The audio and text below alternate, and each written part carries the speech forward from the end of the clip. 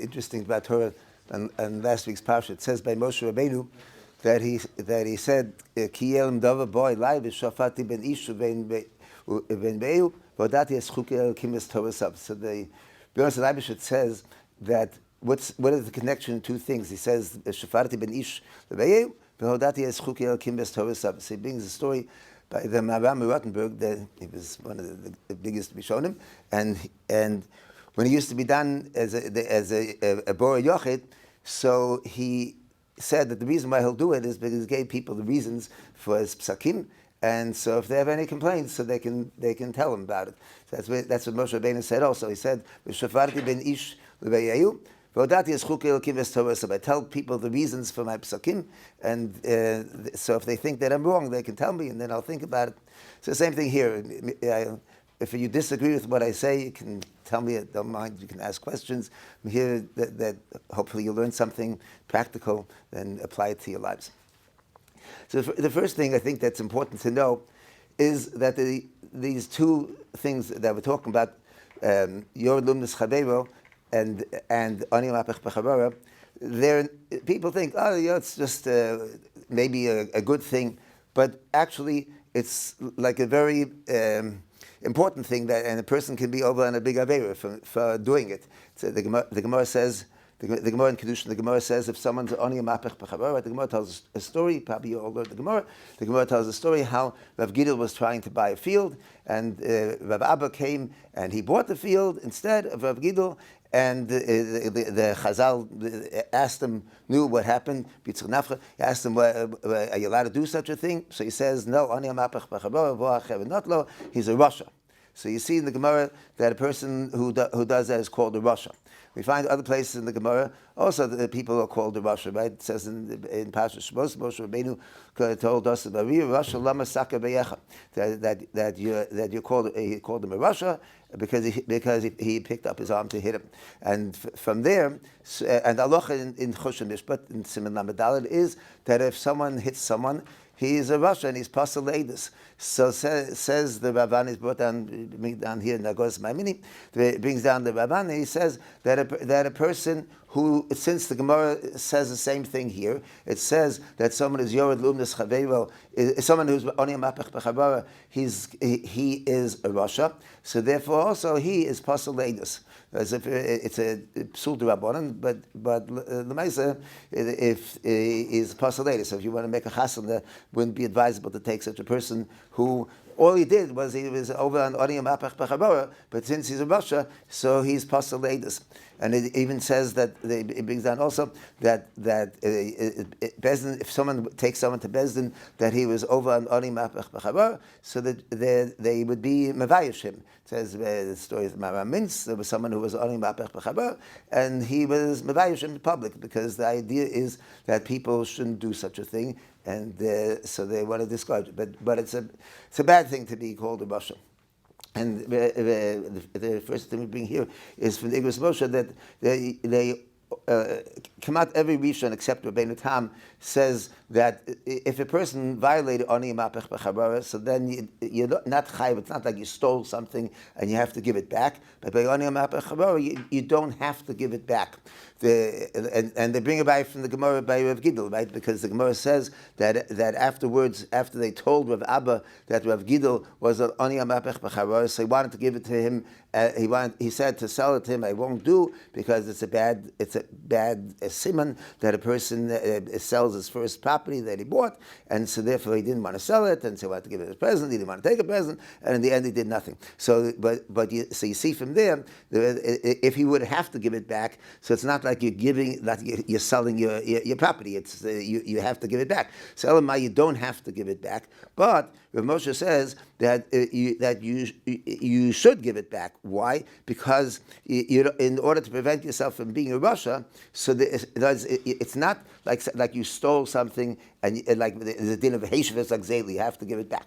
You don't. But you want to prevent yourself. You want to take off from yourself the status of being a Rasha. So to do it, so that's why you have to give back, and that's what he says that over there in the Gemara. So Rav Abba wanted to give it back so that he shouldn't be a Rasha, and even though Rav Gidel refused to take it because he says Sodom Bataras Yichya, but the mere fact that he wanted to give it back, that takes off his status of being a Rasha. So that he accomplished everything. He didn't have to give it back, and he took off of himself the label of being a Rasha. But a person that should by himself give it back, so that to take off of himself the status of being a Rasha. That's about someone who's on the Gemara. But Yoredum Mischaveru, you see in the Gemara says very bad things. There's a Gemara in Sanhedrin that Pei Aleph from Aleph. The Gemara says that it darshans pasuk in Yecheskel. It says Ves Eishes ve'eu lotime, that the pasuk says in Yecheskel, it says who's a praiseworthy person, someone who's Eishes ve'eu lotime.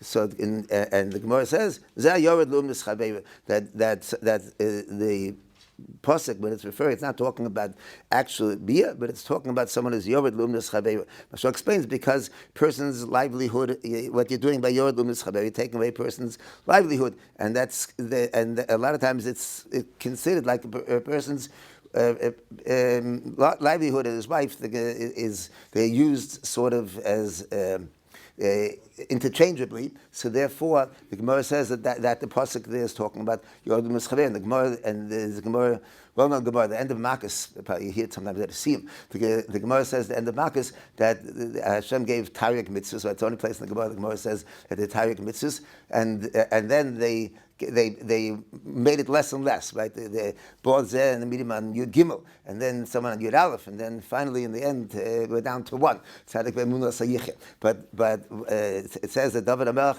brought it down to 11. That's basically making 11 klolim out of Tariq mitzvahs, and one of them was that it dashes it from Mizmor in Tehillim. And so it says one of the things that a person doesn't do is not a yored lumis chaveru. So it's a very serious thing to be a yored lumis chaveru. Ad kedei kach that the people always talk about yored that masig gvul.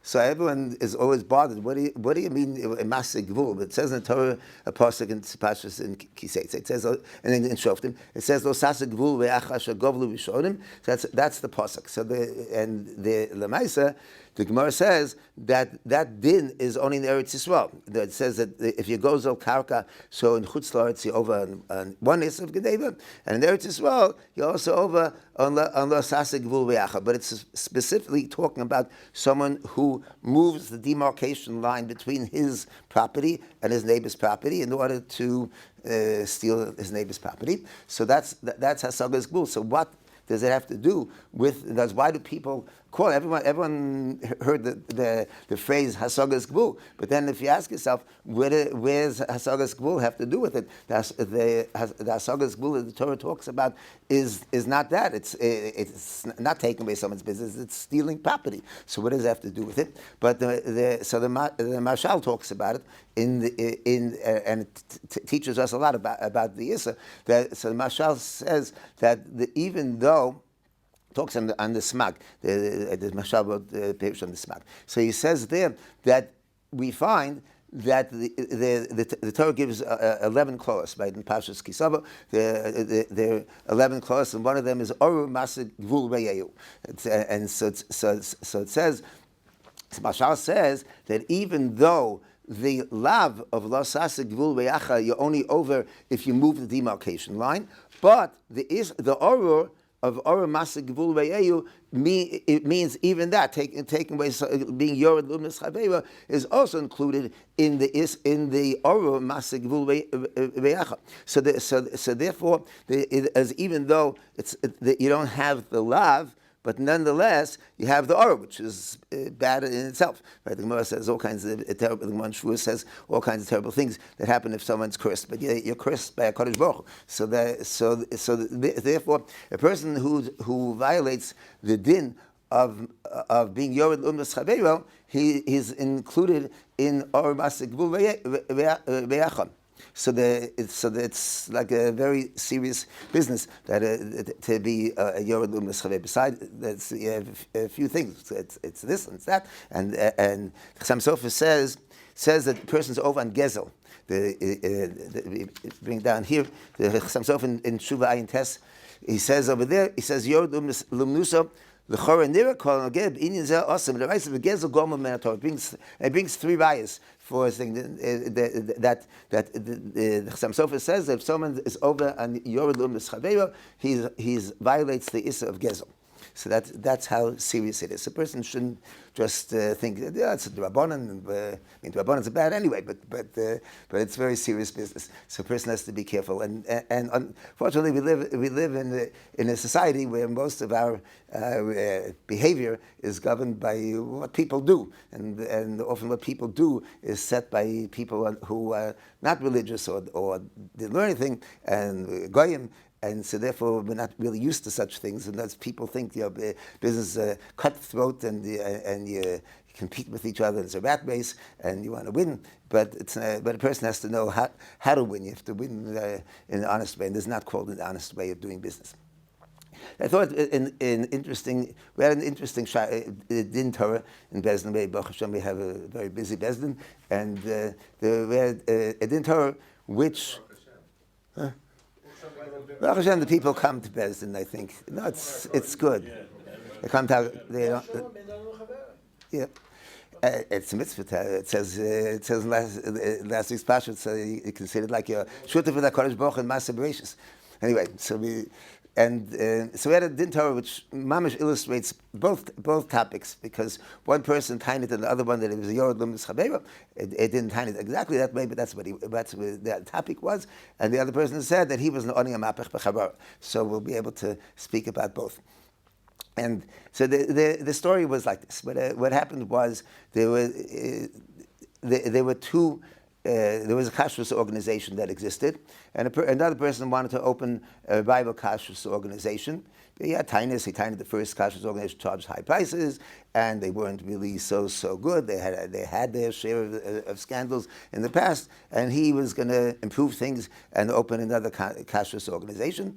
And so he worked hard. He found a flour company that had the first kashrus organization's hechsher in the past, and he got them to sign with him that from now on he's giving them the hechsher on the kashrus of their flour. And the first, the more entrenched kashrus organization, they had not only they had a lot of establishments, and amongst their establishments they have a lot of bakeries. And so they went to their bakeries and they informed all the bakeries that if you're going to use this flour company, which is not under our hechsher, we're taking our hechsher off your bakery. So that's what they did, and basically all the bakeries complained, and the flour company had to withdraw the hechsher from the new kashrus organization, and they went back to the old kashrus organization, because otherwise they couldn't sell their baked goods, because there was nothing to do. So the person who had the new kashrus organization, he came into Bezdin, and his only taina was that it's a violation of the law. That was his taina, and the nitba, the Tony Rabbani for the established kashrus organization. So he said that two tainas. His taina, we'll talk about one at a time. So taina number one that he had is that it's perfectly permissible to do what we did, and he said. And that's where we'll start. And the second time was that they were over on the Mapach B'Charo, which we'll get to some later on. But let's examine his first time. He tied it that there's a Gemara, which you probably learned. I didn't see what Imam Makomis, but I probably learned the Gemara. The Gemara, there's a Mishnah in Bava Metzia. The Mishnah in Bava Metzia, and Daf Samach Amud Aleph, there's a machlokes between Rabbi Yehuda and the Rabbanan, what a person can do. There's basically a very basic Gemara to tell you about how you can compete. So it says, Rabbi Yehuda says that if a person has a store, so you can't be mechalek kloyos vegozim. because you're going to attract people. That's Mesilas Yesharim even brings it down in the beginning, Perek Alf, when he talks about Gezel. So he says, you see in the Gemara that Rabbi Yehuda says even to give out kloyos v'gozim is also to do, and the only reason why the Rabbanan argue is because we'll see in a minute. But he says ad kedei kach that the person has to be nizah from Gezel, so it says in the Mishnah like this. The Mishnah says, Rabbi Yehuda Omer, lo yechalek chenveni kloyes vegozim letinokus mnei shehu magilim lovo etzlo. That if the different stores, one store can't give incentives to people to come to, they'll attract the children. And when we were kids, we used to go to the bakery. They always used to give us a cookie when we bought for my parents. So according to Rabbi Yehuda, you're not allowed to do that because you're magil children to come to your bakery and they won't go to the other bakery because they want to get a cookie from you. But and the Rabbanan say it's mutter to do a chum matir, and the Gemara, and that's the end of the Mishnah, and that part of the Mishnah, and the Gemara says, "My tamayu the Rabbanan the amalei anama fligda amguzi v'at plig shiski." That I give this out. I'll give kloyes v'gozim. You want to attract people? You'll attract people a different way. You'll offer them incentive. So it's fair. It's fair competition because we offer one thing and you'll offer something else, and so therefore will be even Stephen will end up that some people like kloyes v'gozim to come to your store, and I'll offer, and the second person can offer his incentive, and so there's some people will like what he gives out, and they'll come to his store. So we can do such a thing. So that's what it says in the Mishnah. So the Torah said, listen, we have flour companies of our own, and we want to have flour companies to take our hechsher. So our kloyos v'gozim is that we'll guarantee our flour companies that they have a market for their flour. That if they come to our hechsher, so then they'll have bakeries that'll use their flour, and if they go to you, so they won't be able to do it. So therefore, it's fair competition. It says in Mishnah, we're offering, these are our kloyos v'gozim. Our kloyos v'gozim is that we can tell our flour companies that you'll have a market for your goods. You'll have a bakery to sell to, and that's why it's mutter. That's what it says in the. It says in the Gemara that's fine, and we're okay. So there's nothing wrong to do it. But Lemaisa, there's that Gemara, that Mishnah in Bamitzia Daf Samach is brought down in the Gemara in Bava Basra as well, which I'm sure you learned. The Gemara in Daf Chaf Aleph from base, but the basic Gemara about competition. So the Gemara brings them a machlokas shita of Rav Huna. Rav Huna says that if a person has one store in a movui, so then another person is not allowed to open up a similar store in the movie, right? And that's Rav Huna's shita. And later on the bottom of the Omer, the Gemara brings down the shita of Rav Huna, Rav Yeshua, that he argues and he says that you're allowed to, that they can open a chanus b'tzad chanus chaver. The Gemara, when the Gemara brings down the shita of Rav Huna, which we don't pass like, we pass like the sheet of Rav Huna, sure. But when the Gemara brings down Rav Huna, so the Gemara says that the Gemara says that Lema Misayeh to Rav Huna because Rav Yehuda, Rav Yehuda's shita, that he says that a person can't be mechalek kloyes v'gozim, so that's a raya for Rabbi Yehuda's sheet. So therefore the Gemara wants to say that Rav Huna is only going to be like Rabbi Yehuda's shita, and the Rabbanan are not like Rabbi Yehuda's shita because they say you're allowed to do it. So that the Gemara thinks is at that stage. So the Gemara thinks that Rav Huna is only like Rabbi Yehuda, and the Rabbanan don't hold like Rav Huna. And then the Gemara says no, that Rav Huna can even be according to the Rabbanan. Why? Because the only reason why you can do it is because what the Gemara said in Bava Metzia, because you have a way to compete with him, and so that's why it's mutter. So the Gemara brought it down in the context. The Gemara explanation that the Gemara says that you can compete because he gives this incentive and he gives that incentive. That's the svara of the Rabbanan. The Gemara says it for Rav Huna. And the Gemara didn't say it for Rav Huna Brei Rav Yishua. Yes? In your example of Hechsher and Hechsher, old Hechsher, new Hechsher, what incentive is Hechsher about giving. If Hesher is saying, I'll give you. Okay, very good. We'll get to your point in a minute. Very good. Okay. So the Gemara only said it according to Rav Huna.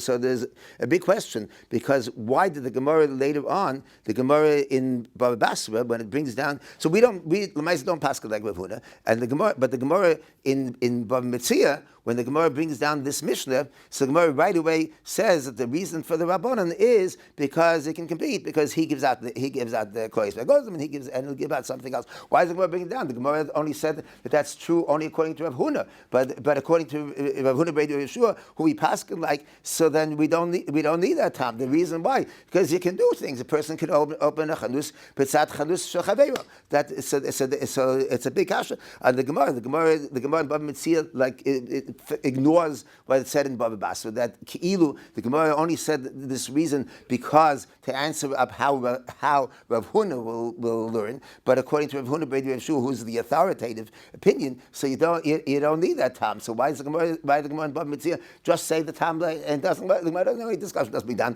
and Rav Huna Brei Yeshua, the Gemara just says it in 5 words, as you can see in the paper. The Gemara just says that's the reason. So why does the Gemara say that's the reason? So that's a big kasha. A lot of people ask this question. So one teretz, which we bring here from the Levush Mordechai, but a lot of Chachamim said, the Ochshai says this teretz also, that there's a well-known Mordechai.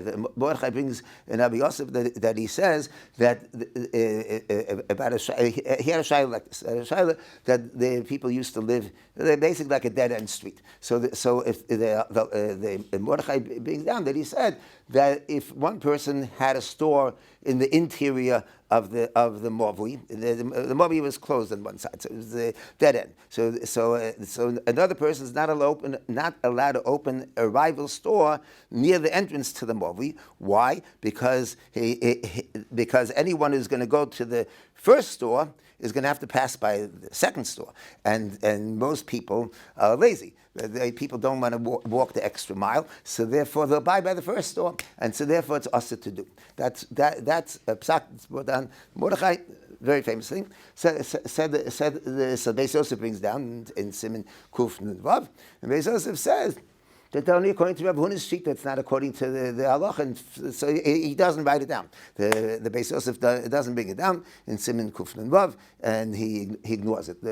Says Ramah, it's not true, because there's a difference, and this is like the very basic point, and we'll come to our shaila as well, that a person can compete if it's possible to compete, but if it's not possible to compete, then you can't do things where the other person can compete with you. And that is true. That's what the Ramah says. That's true even according to Rav Huna Brei Yeshua, that which is our halacha, that if a person can open a chanus, because why not? You sell, like I go to Machne Yehuda sometimes, so there's a store that sells nuts and dried fruit, and right across from them there's another store, because people have a choice. They can buy, they like this guy, so they buy by him. They like this guy, they buy by him. But the competition is fair.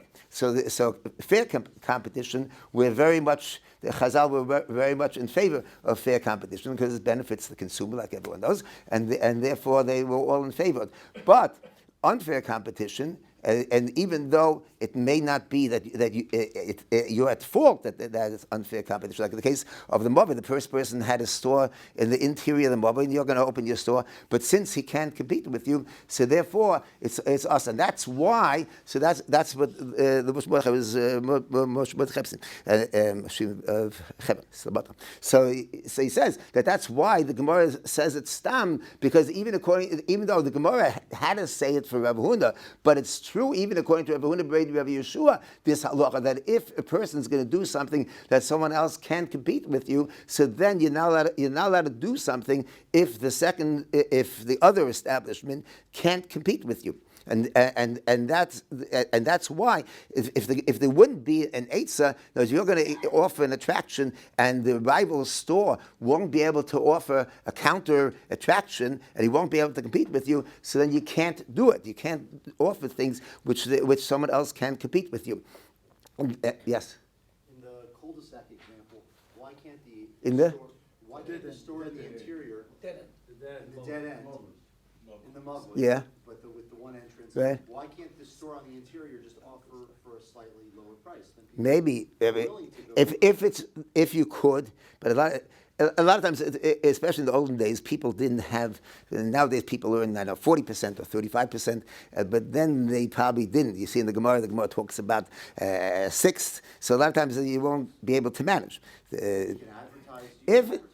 If it's true, then you're right. No one's saying you're wrong. You're talking about something in the Middle Ages. Mordechai was a Talmud of the Maramot book, so in the 1300s. But so then you could. I don't know. If you can do it now, so it's fine. I mean, especially nowadays where people buy on the internet, so you can probably manage. But I mean, everything has to. That's why you always have to understand the reason for the psukim, because maybe the situation changed. But you're correct. Yeah. Is it considered legamri if he just makes it harder for him to get off the ground? So I'm not going to stop him every time. Just the first couple times. We'll get to that. Okay, we'll see. We'll see soon. Even a big company, you can't compete with a big company. You're a little guy, and this big company opens up a store and just because. So that's right. You know, it could be that a place like Walmart's can't open. If they would come to Bezdin and ask if they can open a place with a lot of little stores that they're going to put out of business, that probably Bezdin would tell them no. That open someplace else where there are no stores. But they don't come to Bezdin. Anyways, so you see from here a principle that a person has to be able to compete, and actually a very similar case happened in the Avnei Nezer. Avnei Nezer, almost the same kind of story. A person had a store, and someone else opened the store. The second person, in this case, it was the opposite. The second person who opened the store, so he said that if you have to, and he also had a second business. His second business was that the people would collect the metal from cannonballs that were shot in a certain area, and he had a business that he had an area that people could collect the cannon. That he had the exclusive right that people can collect the cannonballs there and get money for it. And he said that he is only giving permission to people to collect the cannonballs if they buy in a store. He connected two things which have nothing to do with each other, but in order to attract people to his store, so he said, if you'd like to be able to collect cannonballs and earn some money, so you have to come to my store. So that was just about the exact same thing as this case, and said to Avnei Nezer, no, you can't. He's not allowed to do it. He forced them. He told them that you have to tell all the people. It doesn't make any difference if you come to my store, you come to their store, and they can collect cannonballs. And so he told them that they have to do it. And there's also it's true in the Igros Moshe. The Igros Moshe had a shaila which was almost like this case, and even in a certain sense, much better than this case. His case was there was a hechsher, a meat, a place. A Rav gave a hechsher on meat. It's in Chosh Mishra Chelik Beis Mem. He had a hechsher on meat, and the people had tinus, and the Bekitzer wanted to get rid of that Rav from having a hechsher in the place, and they wanted to give the hechsher to the Beis HaShchita, and so they said that. So they also had stores, and they said that their stores can't buy. They told all their stores, you can't buy from his hechsher anymore. If you buy from his hechsher, we take our hechsher off your store. Said Rav Moshe, you can't do it, and that was like a much more serious issue, because over there they had also tinus on his shchita. It wasn't stam. In this case, with the case of the flour. So really, the person with the new hechsher, he said that they know as well as I do that flour doesn't need a hechsher. So they didn't need my hechsher, they didn't need his hechsher, but they had no right. They can't say that they had any qualms about his hechsher, that maybe it's not a good hechsher, because they know that flour doesn't need hechsher. And we checked out; it's true. For regular flour, doesn't need any hechsher. So therefore, but in Rav Moshe's case, it was much, much better because they did have tainus on the shechita, and yet Rav Moshe told them that you can't do such a thing. He said, if you have tainus on his shechita, good, come to Bezdin, and Bezdin will decide if his shechita is good or not good. But you can't. If you can't just be mefarsem, inform people that his hechsher is not good, and force the stores to not take from his hechsher, because you're not allowed to, you can't connect things like that. One thing has nothing to do with the other, and you can't do it. If you have tinnitus, you have to come to Bezdin and get rid of it. And we find other cases in which similar kind of thing where a person can't compete. There was one of the famous cases that's in Shubis Haramah in Siman Yud. So Ramah talks about his cousin was the Ram Padava. Ram Padava, talking about in the early days of printing, the late 1500s. So printing was in infancy, and so the Ram Padava wanted to, he was there l'shem shamayim. He wasn't. He later on he got into a little business about it, but he was doing l'shem shamayim. He put out a Rambam. We know in the old days the Rambams were full of mistakes. The Ram Padava was big Talmud Chacham, and he was Magia the whole Rambam. And he looked for a publisher, and he found a publisher. The rival publisher didn't like it at all. That he went. There were two Italian publishing houses, and my father lived in Italy, and so the competition was a rich guy, a rich goy, and he wanted to make sure that people are not going to buy the Ram Padavas. And he wanted to get even with the Ram Padava, and he said that he put out his own Rambam. And he offered it for one zahuv, it says, one gold coin, cheaper than, whatever price the Ram is going to charge for his Rambam, he's going to match the price, and it's going to be cheaper than the Ram Padava. And the Ram Padava went to his cousin, the Ramah, and he asked the B'shayla whether you can do such a thing or not. Is it mutter or not?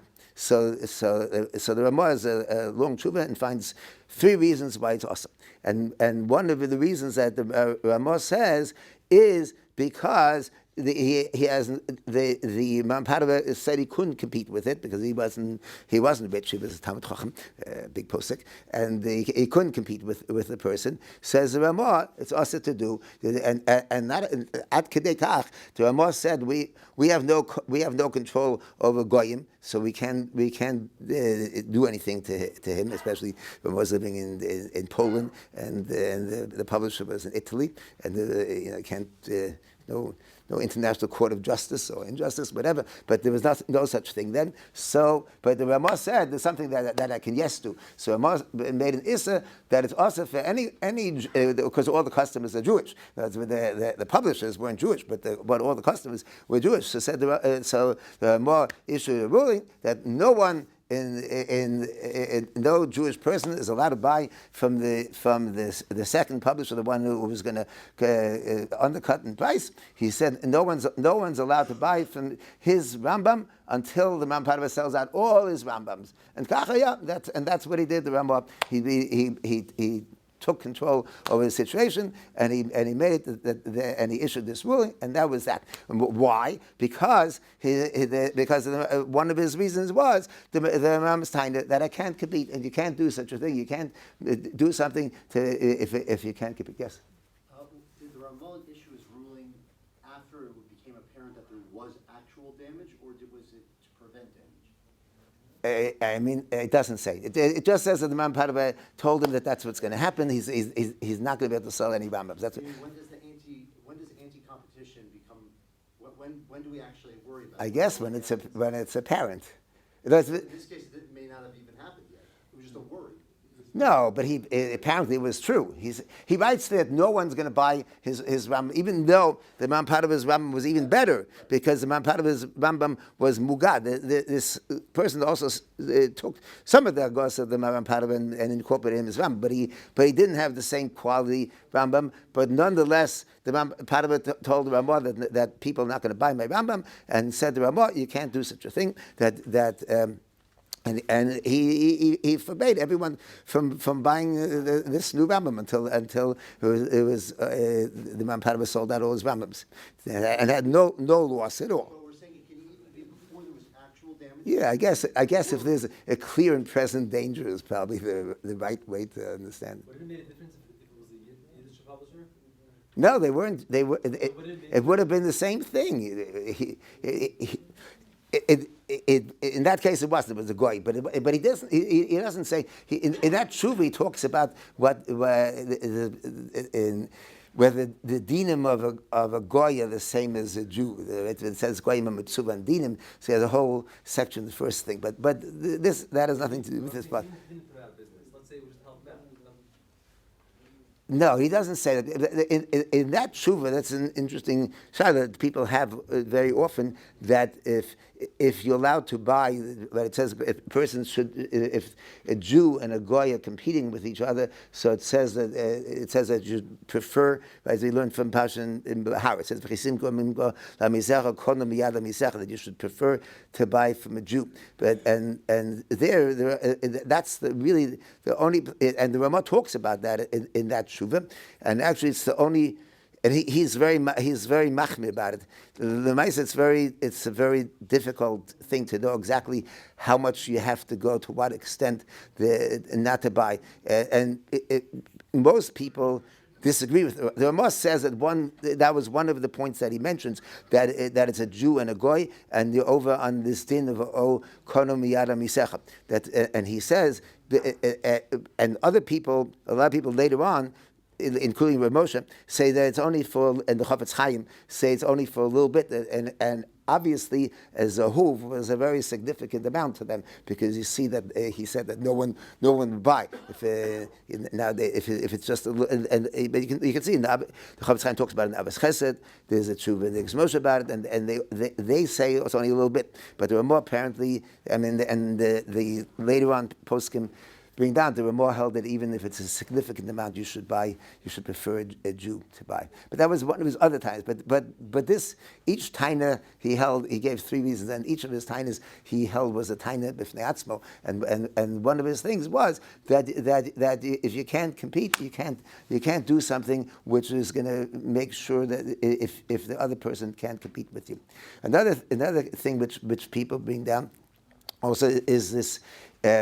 Is a shayla that happened a few times, bring down here from the Sholem Meshuv. Sholem Meshuv had a shayla where one person, and it happens nowadays also, some people open establishments and they don't pay taxes. Right, they'll do things off the book. They'll sell it from their house, and they won't pay taxes, and even. Sometimes a shayla where a person might own a store and the other people have to rent their store. So the Sholem Meshuv says that if you don't want to charge taxes, that's your business. But you can't use, let's say in Israel, so taxes are 17% sales tax, and it's a significant amount. So if one person doesn't charge sales tax and all the other people have to pay, so a person's going to have to pay. You have to be able to pay 17% more by the other person for it. So therefore, people and so the Sholem Meshuv says, if you don't want to charge taxes, don't charge taxes, but you can't incorporate that into your price. Now, charge a price that someone else can compete with. Put the tax money in your pocket for all we're concerned, but you can't use that advantage that you have. That's even though. Yes, an advantage exists, and even ad kedei kach that if a person owns a store, I forgot who it was, said you can't take advantage of the fact that you own the store and other people have to rent their stores, and the rent of a store can be very significant. But you can't do it if the other people are not going to be able to compete with you. So you have to. So you can earn more money, but you can't pass your savings along to the consumer if no one else can compete with you. It's not an issue of extent of there is the camera or not there is the camera? We'll see about that soon. But what's called the gun? But certainly in this situation, it certainly was true because he took away his thing, and So that was one problem with what is taina. That's basically his taina that he has a mishnah and what he's doing is being mechalek kloyos v'gozim is not correct, because it's since you can only be mechalek kloyos v'gozim if other people can do it the same way. And another problem with his taina that he's just being mechalek kloyos v'gozim is that. And that's another teretz really of Divrei Chaim. In this situation, the person had signed had a contract with the flour company. Because the case of kloyos v'gozim is that I want to attract people. There's a whole group of people. There's the populace, and I want to bring them to my store. But they have a choice. They can go to your store and they can go to my store. But and so therefore you want to attract people from the street to come to your store. But that wasn't the situation here, because really what he was doing is not attract. If it would be in the future that their contract would be up for renewal, so then that would be germane to talk about attracting people. But what he was really doing was trying to get them to break the contract, which they were successful in doing. That to break the contract and leave get the flour company to leave the new hechsher and come to his hechsher. So what they were doing wasn't attracting people; they were taking people away from someone else who had signed with them. They were taking out of the person, and that is not mutter to do. Yeah. If the new store that opens up is in someone's basement and he's able to offer it for 15% less, can he have a taina on the other guy that has the brick and mortar shop and say, you can also offer 50% less, open up in a basement also? Apparently not. That would have been the case there with the Mobley also. I could have told him, get yourself a place, but you see you can't. It's not. Lower your overhead and you can compete. But maybe it depends. It depends if you could. A lot of times it might not be worthwhile, right? 15% might be significant, but whatever. So, but coming to this other time, yeah. His point, I don't think it's reasonable to tell somebody else. In other words, you change your whole mode of business just because I'm in town now. I mean, in other words, Right. I agree with you. Right. Like one of the rabbis said, But basically just up your game. If somebody's been in this, but you can't. somebody's been there for 20 years, and then there's a new guy comes out. Okay, comes in. So it depends. It depends. If he's making excessive profits, so then you're right. We encourage it. It says in Shulchan Aruch in Siman Kuf Nun Vav that we encourage people to because competition drives down costs and it's good. Competition is healthy, right? All the antitrust acts are there because competition is beneficial for the consumer. But sometimes you can't do it in a way that you're going to drive someone out. Especially a lot of times they'll do something like in the case of the Rampadaba, what he was doing was called dumping, right? You're not allowed to do that. He was willing to take a loss on it in order to get rid of the Rampadaba, and that's not beneficial to competition, right? When the Chinese dump chips in the United States and drive out all the American companies from competing with them, so that's. Excuse me? You have a store in a mall. Right. Okay? You've been there for 10 years. Now, when the holiday season comes, and you want to buy a stand, you're taking a little stand, and you need to put products over there. Yeah, Excuse me? you can hurt the other stores, but you're limited. You're there for a while. I'm not there to put him out of business. I'm renting it for a month. Right. Space. The mall is looking for people to take over the stand. So it happens that I'm going to be selling something that one of the other stores will be selling in the mall. It's fine no, it'd be fine if you allow them to compete. In this case, you're coming back to the first time, not them, but you have to do it in a way that you allow him to compete with you, and if you can, it's fine. That competition is good and it's fine, but unfair competition is not fine. You can't do something which people can't match you, and we're coming to our second idea is that a person can't. this heter is only in order to attract people, and it's not a heter to draw people away who already signed, which is what he did. He forced the company to cancel its agreement with the new hechsher and leave the new hechsher and come back to his old hechsher. So that was their goal, and that's what they did. Every lost leader is that. Excuse me? Somebody sells potato chips for 5 cents in order to get everybody to come into his store, that nobody can compete. So you're not allowed to do that. You can't have a lost leader. You cannot. Correct. It's business. Is that business? That's right. You're not gonna put those stores That's a business. lost leader. That means they're not gonna make money on that lazy potato chips. So they're gonna make money on all. That's a lost. That's how everybody does business. That's how everybody's doing business. People in every store, they're selling a box of potato chips cheaper than everybody else. Nobody can compete to sell that potato So we chip. can sell soda. And they give it away. Right, so it could- I don't know if I don't know if Fleischman goes in is probably. Okay, you're saying that they can. First of all, it's not germane to this case, because in this case they had nothing to offer. Because they didn't have any bakeries, and they had no attraction. Just in case of the days, there was no other attraction for them to do, and therefore it's not in the case. So you're saying that in the case of he'll give potato chips cheaper and he'll give milk cheaper. So that's okay to do. Okay. Because this one will have potato chips today, the other Okay, one will have fine. So that might fall into the category of klois v'gozim. But coming back to our second item, we're saying that a person can't pull away someone who's in the store and take him out of the store. That was Nogay. They used to have a shayla. First of all, Chassam Sofer says it's called gezel, doing such a thing. He says there in kvayu konim bechanuso v'goma.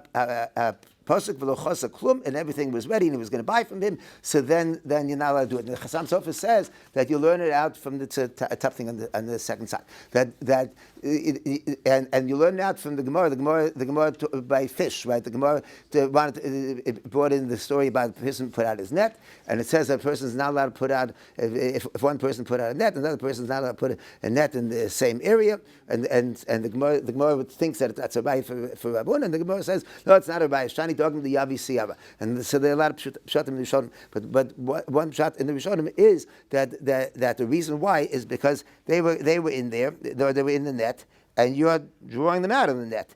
And so some Sofer says, but that's exactly what you're doing. The person's in the store, just like someone, when we came here, so someone had a shayla that whether said someone spoke about before, that if a person offered, someone was going to buy milk in the store, and then he saw him there, and he said he has milk that he doesn't need, and wants to give him milk for free. So and he timed it that the store is losing 27 cents because of it, and this way you have a whole bag of milk, a carton of milk to give away. So, but it's also to do. It's no guess. Sometimes people go to a money changer, and the money changer takes whatever, let's say 0.5%.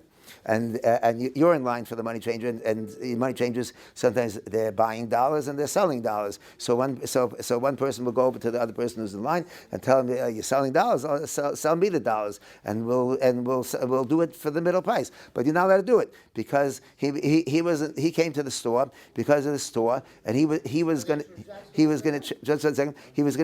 change money at the store, and the store is going to earn whatever 0.5%, and instead of having the store earn 0.5%, so you're saving the 0.5%, he's saving 0.5%, but you're not allowed to do it because someone's already in the store. So that's like the Gemara, like the Gemara Shani talking the Yavi Sira, because you can't take someone who's there already and draw him out of the store. It used to happen in there. So that big shot about people were what they called chappers. The people would go to be standing at the bus. And then there was a shevut, especially the shevut to Bnei Brak. So they used to show up there at the bus stop and offer a ride to Bnei Brak for one shekel cheaper than the bus, and take people away. So it was a shayla whether you can do it or not. And the reason why it was a shayla you can see in the Pesach Chosh, doesn't happen much anymore, but in the Pesach Chosh it talks about whether that's called whether that falls into that category or not, because maybe it's really not the company that puts up makes the bus stop, and it's the city that makes it. But that heterim fought why it's mutter to do it. But the principle is the same. The principle is that you can try to attract people to your store and not have them go into the other person's store, but you can't do it in order to make people leave the store and come to your store. Yeah. But why is it not the Geder Ashir? Can we say that there might be an idea of a public good, and therefore But the Ashir doesn't help you by your Mischabeyo. Maybe, but this is not. This is by your Mischabeyo doesn't help you if someone's an Ashir. You can't, and even if it says. There's a tshuva in part of himself. He has a tshuva, and he says that even a person has two businesses, you can't, and he may be rich, you can't cause him to lose one of his businesses, even though he has another business, and he'll make money on his other business, but you can't drive him out of his second business. Yeah? unrelated to Usher, can we say that there may be a concept of a public good? We're worried that the bus stop will no longer, they'll shut down the bus stop. Right, if that would be true, it wasn't true, but there is such a thing. You can't do something which, as the Chazal will do things which are in the public interest. That's the correct idea. And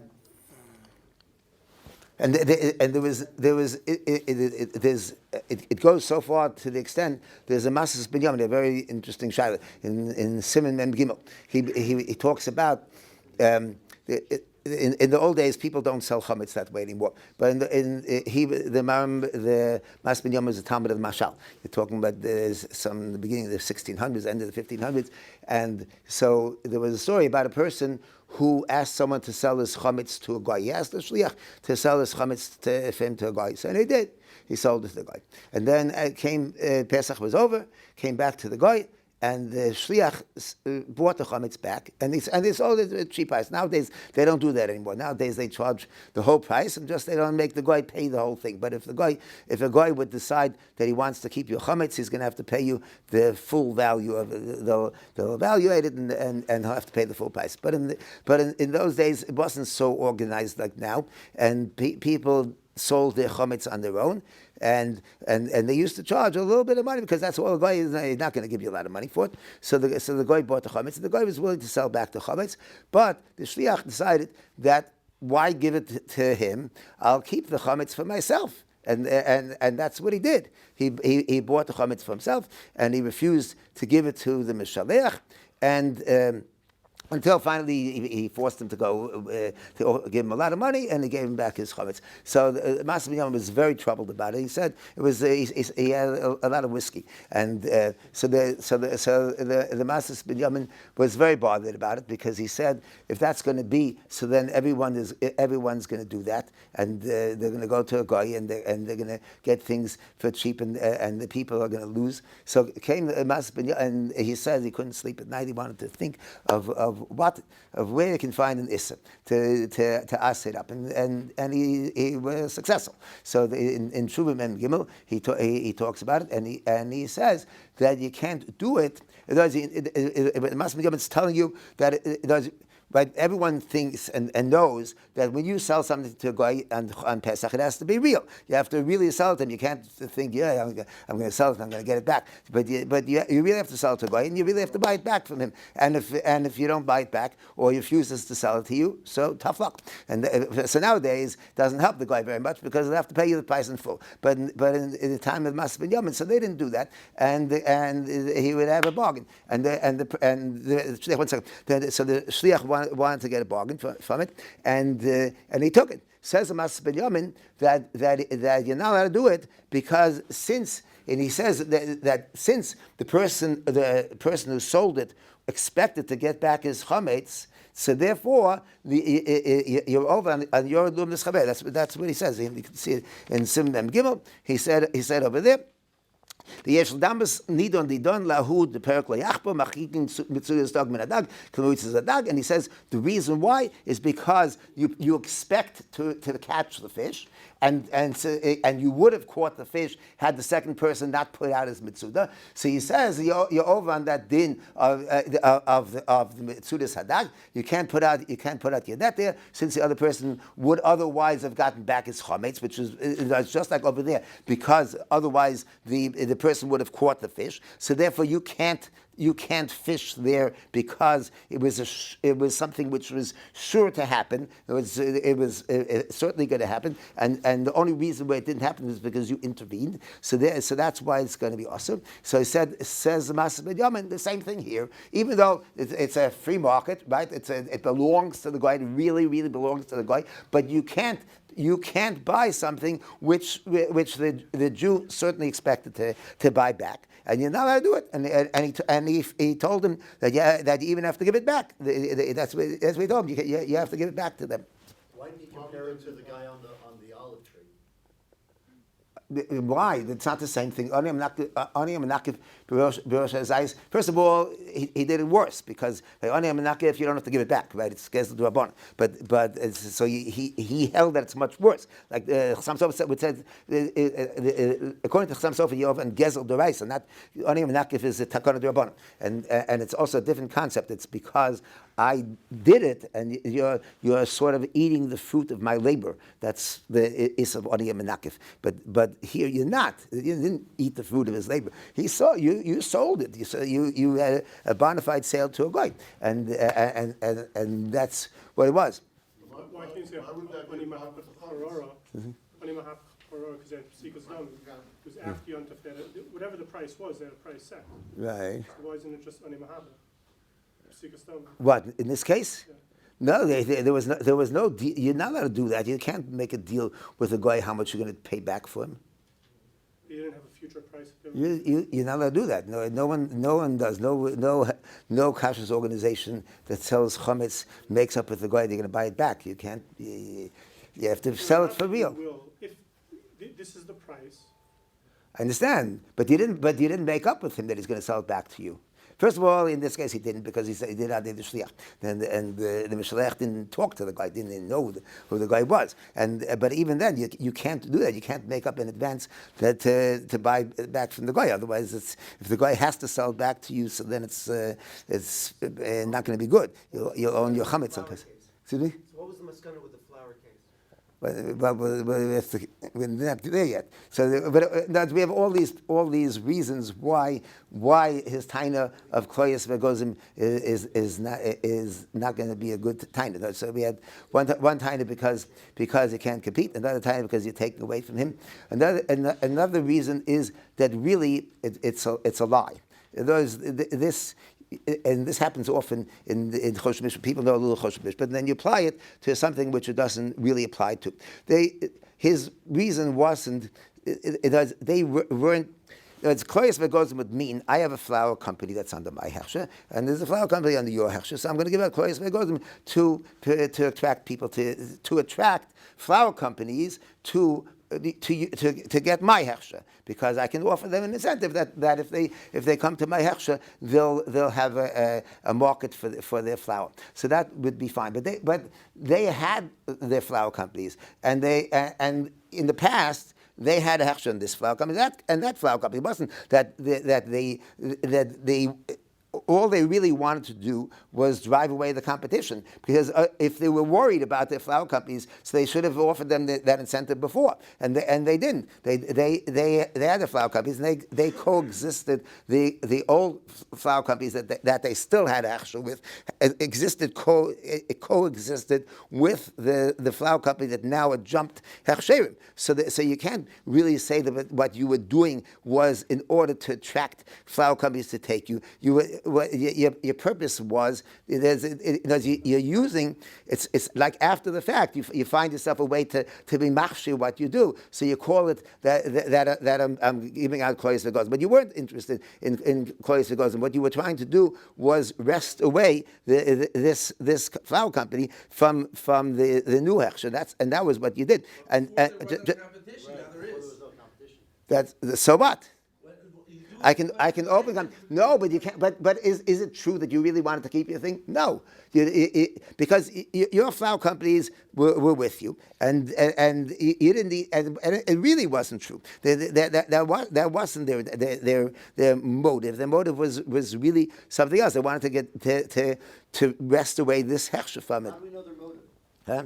How do we know their motive? They said It was obvious. Why wasn't it on the other side? Excuse me. Why wasn't it on the other side? Kashrus company. We'll get to we'll get there, but whatever we can talk about. Anyway, and there's a tshuva in the Rambam like that. The Rambam had the Rambam himself had in tshuva Reish Ein Gimel. So the Rambam talks about a person who had a fight with. There was an existing mole who was not very wealthy, and the local doctor, had a fight with the mole, and he decided that he'll get even with the mole. And he went around to play. So he went to people who had children, and he told them that whatever you give me, we'll go for tzedakah. So they asked the shah to the Rambam, is that okay to do? Said the Rambam that the Rambam told him it's also to do. And he said, it's not like you're giving, he sounds like a big tzaddik, that he's working for free, and all the proceeds of his milas are going to go to tzedakah. And the Rambam tells him, he says that it's like a mitzvah ba'aveira, and he tells him, and he told him that you're yored lum that he says he says calls a mitzvah ba'aveira. It's not avodas Hashem, it's a chet. Because what you're doing is you're taking away pandosa from the previously established wall, and instead of making believe like you're doing a mitzvah, you're really doing an aveira. So the person, and people often do that. People, like a lot of times, people have times that you marba durim, you add another part, but you have to take the whole picture into consideration and see whether it's really true. And in this case, it wasn't true, and so that won't help you either.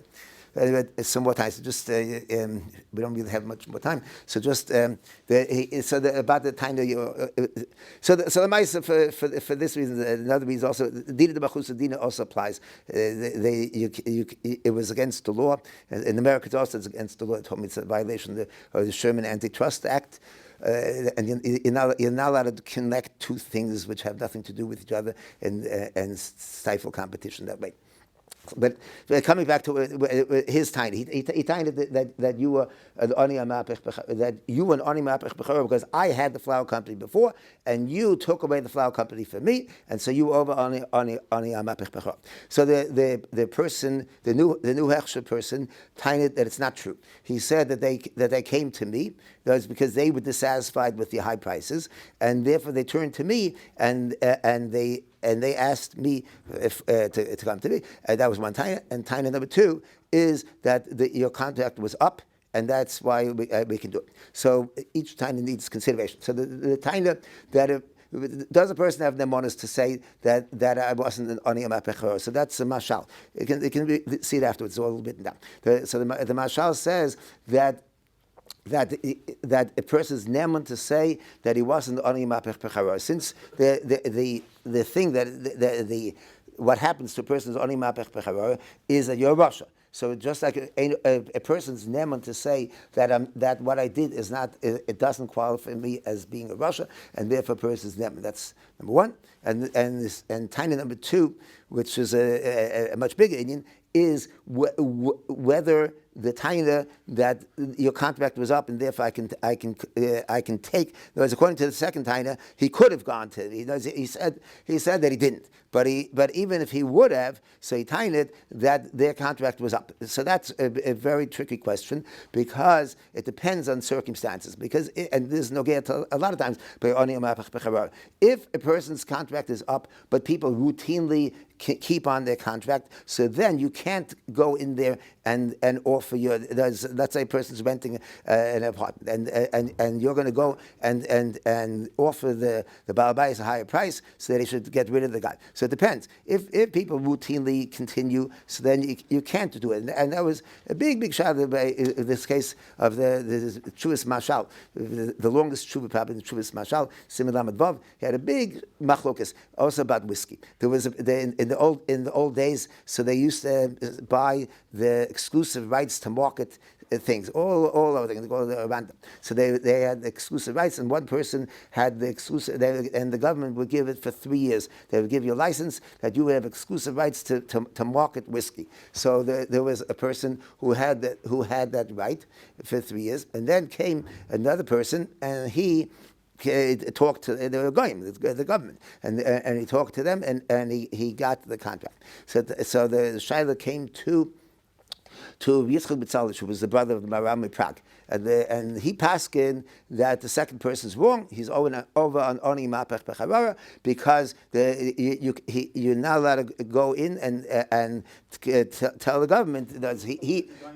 Excuse me. It was open to Goyim too. They could have. Yeah, but there was no going competition. There were all Jews there. Anyway, so the Maisa, there wasn't a taina, but he tained that since he was doing it, so therefore you continue. So Mashal writes a long tshuva, and he says that that's not true in that case because it depends if it's nohug that because you added the last 3 years, so then you routinely continue the contract, so then that tshuva would have been correct.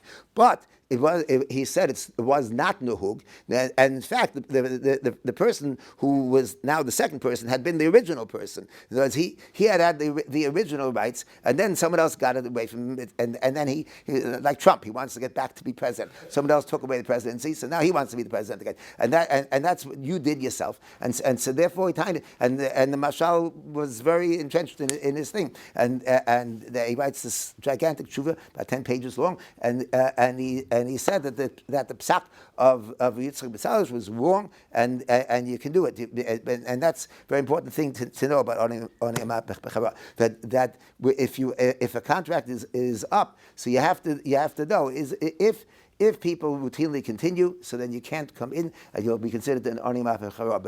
But if people generally switch, so then you're not over on the Oni Mapechara. The same is the story with the Shas, with the Vilna Shas and the Slavita Shas.